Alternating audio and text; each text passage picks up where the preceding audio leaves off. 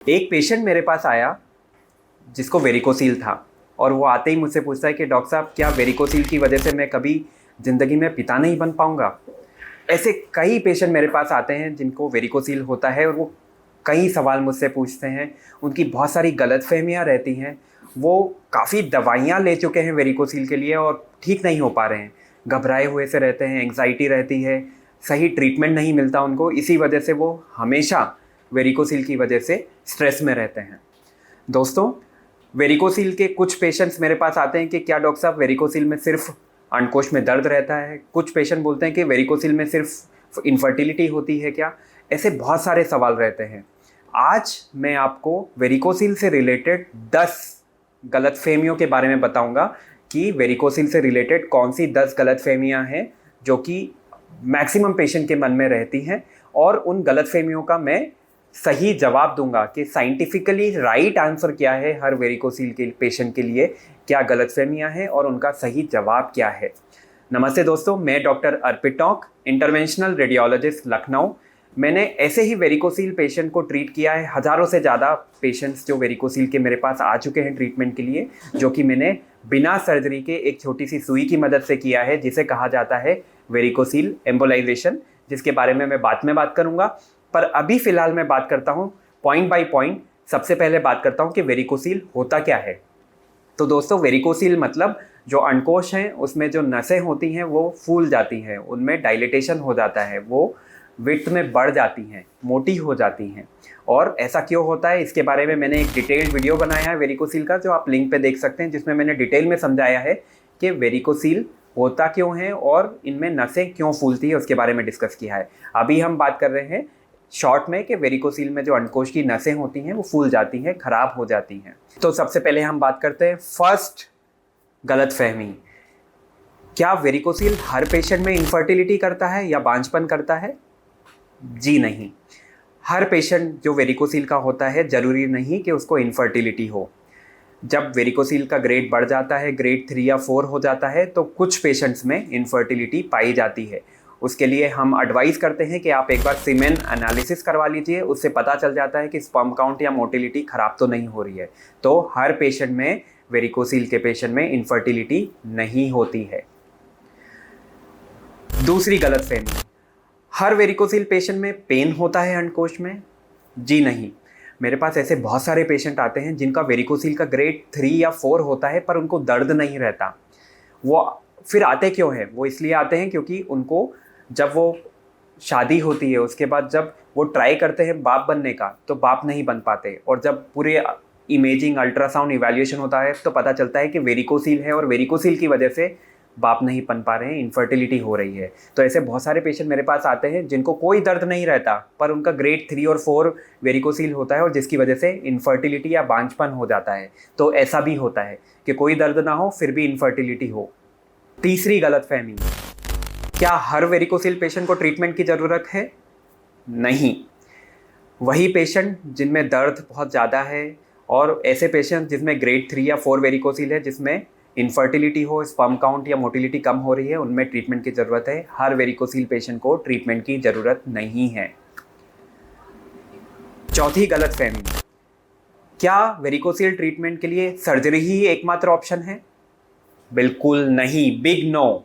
Varicocele अब एक आधुनिक तरीके से ट्रीट किया जाता है जिसमें बिना कोई चीरा लगाए, बिना कोई एनेस्थीसिया दिए, बिना कोई काटा पीटी किए, एक छोटी सी सुई की मदद से हम वेरिकोसील को ट्रीट करते हैं, जिसे कहा जाता है वेरिकोसील एम्बोलाइजेशन, जो कि एक इंटरवेंशनल रेडियोलॉजिस्ट द्वारा किया जाता है।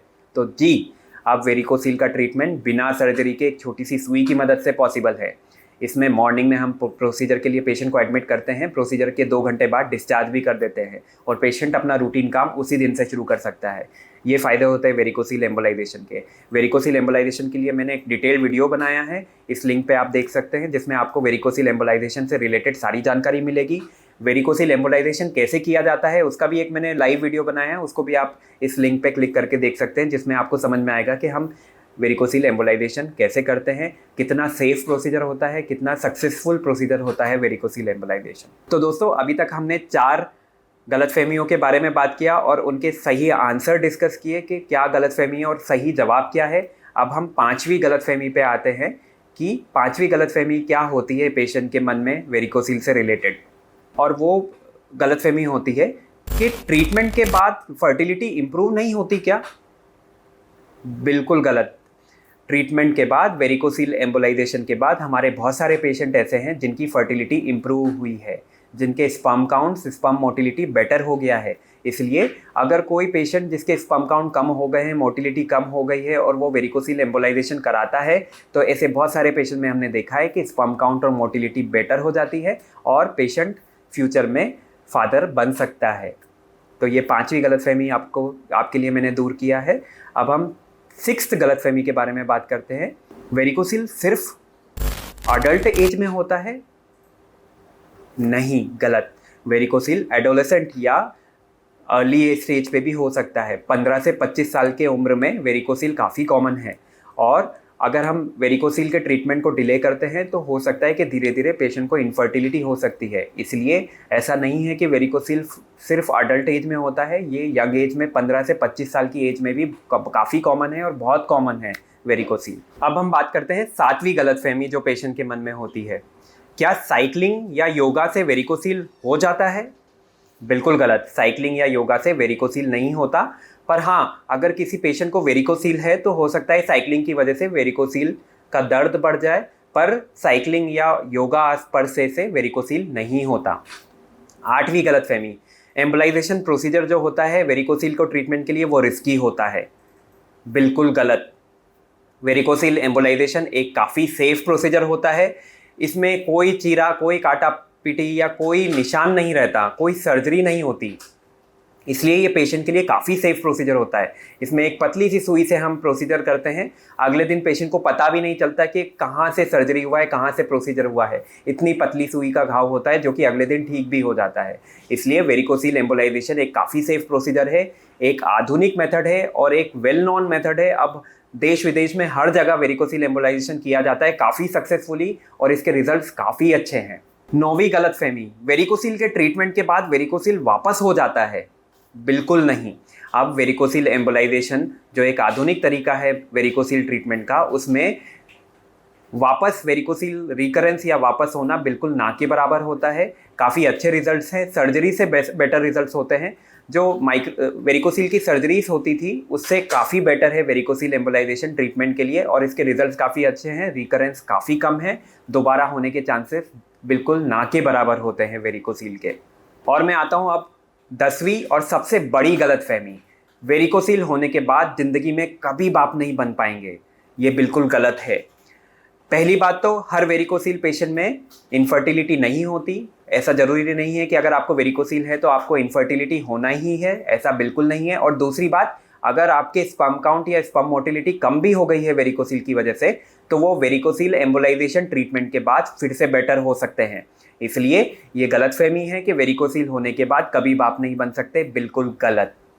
अब मैं बात कर लेता हूँ वेरिकोसील एम्बोलाइजेशन, जो मैंने आपको वादा किया था कि वेरिकोसील एम्बोलाइजेशन के बारे में मैं शॉर्ट में बताऊंगा कि कैसे करते हैं। इसमें हम एक छोटी सी सुई से, हाथ की, गले की या जांघ की, किसी भी तरीके से छोटी सी सुई से हम उस नली के अंदर जाते हैं, वेरिकोसील की नली, जो नली खराब है, वेन जो खराब है, और उसको कैथेटर और तार के माध्यम से कॉइल और ग्लू डाल के उसको बंद कर देते हैं। ये कहा जाता है वेरिकोसील एम्बोलाइजेशन। ये कैथ लैब मशीन में हम करते हैं, जिसमें एक्सरे के गाइडेंस में हम पूरे टाइम देखते हुए उस नस को बंद करते हैं जो नस खराब है। इसलिए वेरिकोसील एम्बोलाइजेशन एक ऐसा ट्रीटमेंट है जिसमें हम रियल टाइम में देखते हुए उस वेन को बंद करते हैं जो खराब है। तो दोस्तों, इस वीडियो के द्वारा मैं आशा करता हूं कि आपकी जो भी डाउट्स है उसको मैं क्लियर कर पाया। अगर आपके फिर भी कोई डाउट्स हो तो कमेंट सेक्शन पे जरूर पूछिएगा, मैं उसके जवाब दूंगा। मेरे चैनल को सब्सक्राइब कर लीजिए, क्योंकि मैंने वेरिकोसील के इतने सारे वीडियोस बनाए हैं जिनको आप देखेंगे तो आपकी सारे कम डाउट्स जो होंगे वो ठीक हो जाएंगे। आप अपना चुनाव कर पाएंगे कि वेरिकोसील के लिए बेस्ट ट्रीटमेंट क्या है और आप सही डिसीजन ले पाएंगे। वेरिकोसील से रिलेटेड कोई भी डाउट्स हो तो आप मुझसे कमेंट सेक्शन पे पूछिएगा, मैं सारे जवाब दूंगा। मेरे चैनल को सब्सक्राइब कर सकते हैं ताकि आपको ऐसी इन्फॉर्मेटिव वीडियोस मिलती रहें। Be safe, be happy.